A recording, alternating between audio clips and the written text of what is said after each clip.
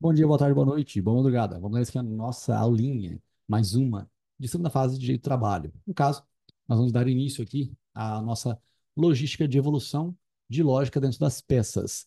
Ou seja, nós vamos ver uma peça pequenininha, tá bem simplesinha de ser feita, e aí a gente vai evoluindo com o passar dos dias. Hoje, obviamente, eu só vou entregar para você esse conteúdo, e aí você vai fazer essa peça e vai fazer as duas questões e vai me entregar. Rafael, mas você não fez nenhuma peça inteira com a gente, como é que nós vamos fazer a nossa primeira peça? Então, você vai fazer de acordo com os modelos, né, que eu encaminhei por aquele livrinho, e também, né, coisas que eu vou dando de dica agora também para você fazendo, certo? Aí você vai escrever a sua reclamação trabalhista.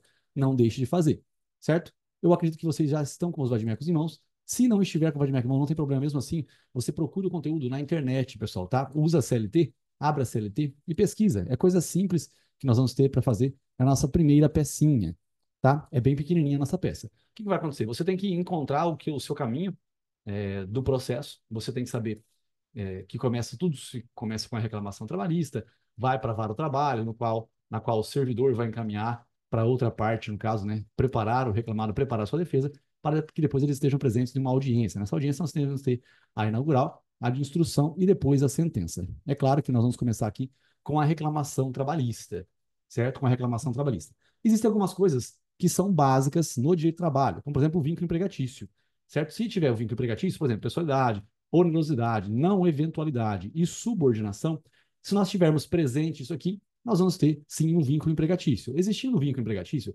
a pessoa tem direito de receber naturalmente o salário dela, tá? O salário dela, que é tudo que entra no bolso, no caso, a remuneração, com algumas exceções, né? Por exemplo, o prêmio não integra a base de cálculo, então não vai elevar o valor do salário, né? No caso, 13º e férias.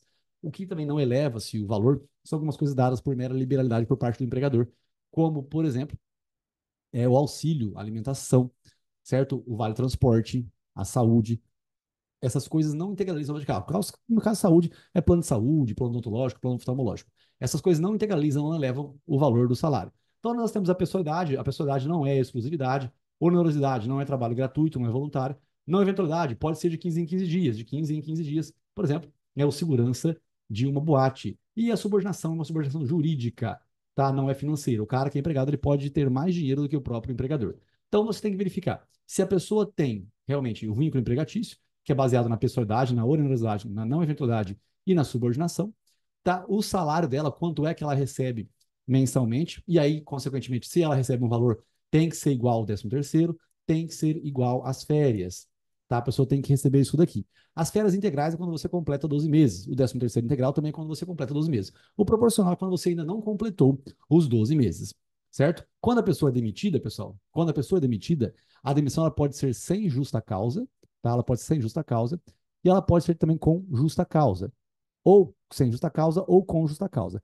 Quando ela é admitida sem justa causa, ela está sendo, na verdade, injustiçada, porque ela acreditava que ela iria trabalhar na empresa até o fim dos dias, né? Só que não, não foi. Então, neste caso aqui, ela tem direito de receber férias integrais, 13º integral, férias proporcionais e 13º proporcional. Aqui não. Quando ela é demitida com justa causa, é porque ela fez alguma coisa errada. Como, por exemplo, ela mexeu em site pornográfico na empresa, ou ela concorreu deslealmente com o empregador.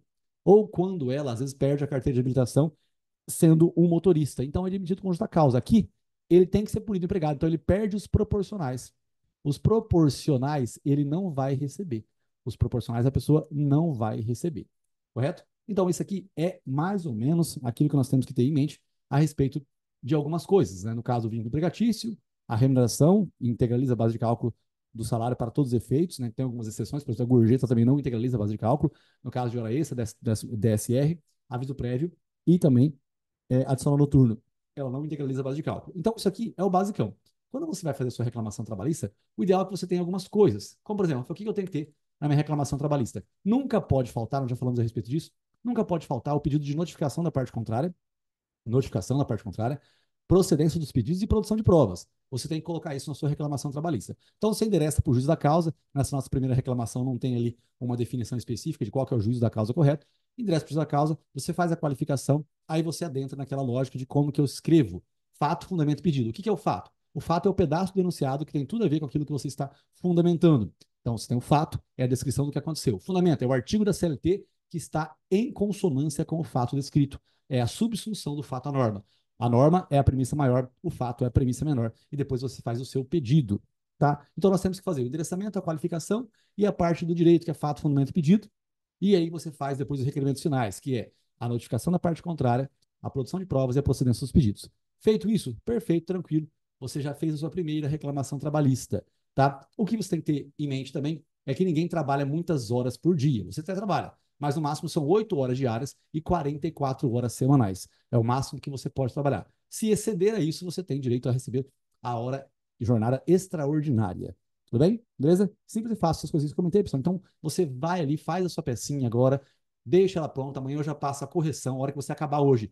Você tira a foto, coloca em PDFzinho, manda para mim, é só você baixar o Cam Scanner, manda que eu já encaminho a correção dessa primeira peça para você no grupo amanhã, tá? Faça isso, pessoal, para mim, beleza? E aí o horário da aula ao vivo eu vou encaminhar para vocês aqui também. Acontece que por exceção, voltei aqui. Acontece que por exceção, não sei o que aconteceu, é, um curso presencial que eu tenho numa faculdade aqui da nossa região, ele trocou o calendário algumas vezes.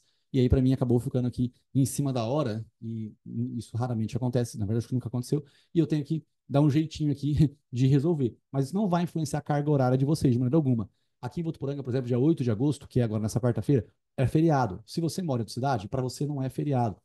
Mas mesmo assim, eu vou fazer o quê? Vou fazer a nossa aula à noite. Eu não sei que hora que você pode começar, mas a gente começa ali nossa aula à noite também na quarta-feira. Então nós vamos ter aula, assim, amanhã. Nós vamos ter aula amanhã aqui das 9h20 até umas 11 horas da noite, amanhã, a aula ao vivo. Tá? Nós vamos ter esse horário de aula. E é, na quinta-feira, como é feriado aqui, eu disse, eu vou conversar com vocês como que vocês fazem aí. Mas nós vamos ter aula também normal. Essa é a nossa primeira reclamação trabalhista, pessoal.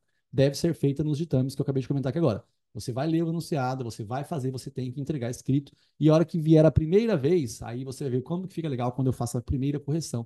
E eu encaminho uma segunda reclamação trabalhista com um pouquinho mais de detalhe. E a gente vai evoluindo o nosso nível assim, tá bom? As questões, pessoal, essas duas questões de hoje, eu disse para vocês que o curso todo, todos os dias, independentemente de aula ao vivo ou aula gravada, todos os dias você vai ter uma peça e duas questões, uma peça e duas questões. Nessa de hoje, eu não vou encaminhar as duas questões, porque vocês receberam um bloco de 60 questões aí, tá? Não são as mesmas, mas eu disse que vocês poderiam ir fazendo enquanto não chega o vademecum de todo mundo. Foi o que eu comentei com vocês, tá bom? Então vamos que vamos. Espero que você faça isso hoje aqui e já me entrega hoje mesmo, não é para entregar amanhã. Se você já não tem aula ao vivo hoje à noite, não deixe de fazer essa primeira reclamação trabalhista, é endereçamento, a qualificação, fato, fundamento pedido, né, que é o pedaço do direito ali. Não precisa fazer um tópico específico dos fatos. Então você tem na parte do direito, fato, fundamento pedido, e depois requerimentos finais, que você coloca notificação, procedência dos pedidos e produção de provas. Na hora que você me encaminhar, eu já encaminho também o vídeo da nossa correção. Lembrando, trazendo aqui mais uma vez a Valha, que amanhã nós teremos aula das 9h20 até umas 10h30, 11 horas da noite, tá? Outra coisa interessante é que, não é que é interessante, né? Nós vamos dividindo aqui certinho, mas você tem que fazer essencialmente essa pecinha com essas duas questões diariamente, tá bom, gente? Beleza? Vamos que vamos. Foco, força, fé. Fala depois de um estudo. Beijo do mago.